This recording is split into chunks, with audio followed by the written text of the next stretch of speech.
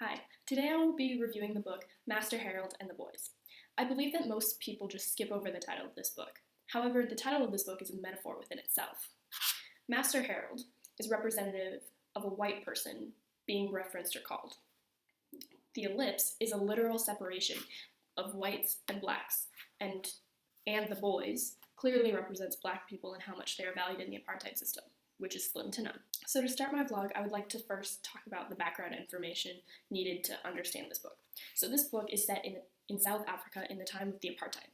So apartheid was the legal discrimination of blacks in South Africa. It's important to know because it explains the relationships between whites and blacks in the story. In the book, two of the characters are discussing Darwinism. Charles Darwin was a famous scientist, and according to Wikipedia.com, he was famous for his work on the theory of evolution. The theory of evolution says that all things on Earth, including plants, animals, and microbes, come from a common ancestor by slowly changing throughout the generations. Darwin suggested the way living things changed over time is through natural selection. So there are two types of Darwinism. There's biological Darwinism and social Darwinism. Biological Darwinism is the theory that heritable traits that adapt to their environment will help you survive.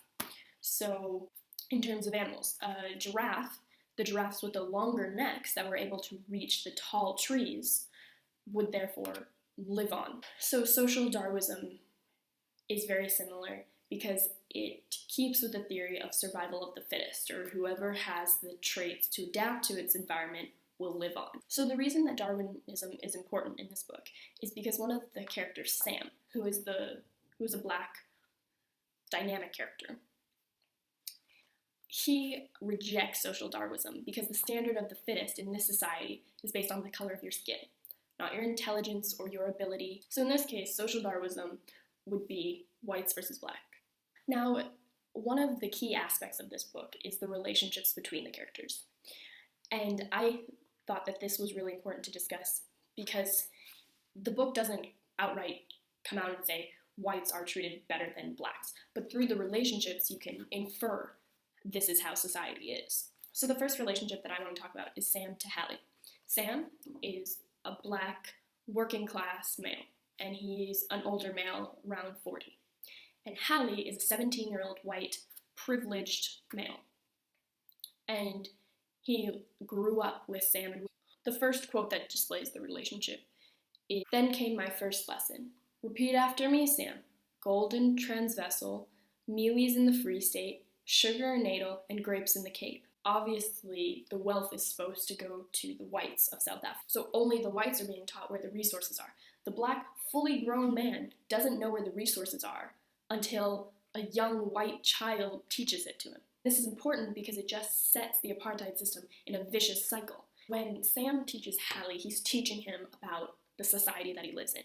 They make you lie down on a bench. One policeman pulls down your trousers and holds your ankles. Another one pulls your shirt over your head and holds your arms. That's enough. And the one that gives you the strokes talks to you gently and for a long time between each one. So even though Hallie has more knowledge than Sam has more of an idea of what's going on in his own country. The last aspect that I'm going to talk about are quotations. And I've chosen these quotations because they reference important motifs and metaphors within the book. So the first quotation is about ballroom dancing. "Look and learn, feet together, back straight, body relaxed, right hand placed gently in the small of her back, and wait for the music. Don't start worrying about making mistakes, or the judges, or the other competitors. It's just you, Hilda, and the music, and you're going to have a good time." And this is on page 8. So ballroom dancing is a form of expression. However, in these ballroom dancing competitions, there are so many rules and technicalities that the dancers have to deal with and put into their routines. And eventually, there's no self-expression, there's no creativity, it's just fitting into the mold. In ballroom dancing, it's their creative rights, but in the apartheid system, it's their literal rights being taken away. Overall, I recommend it to anyone who wants a good, thought-provoking book, and I hope you enjoyed this. Thank you.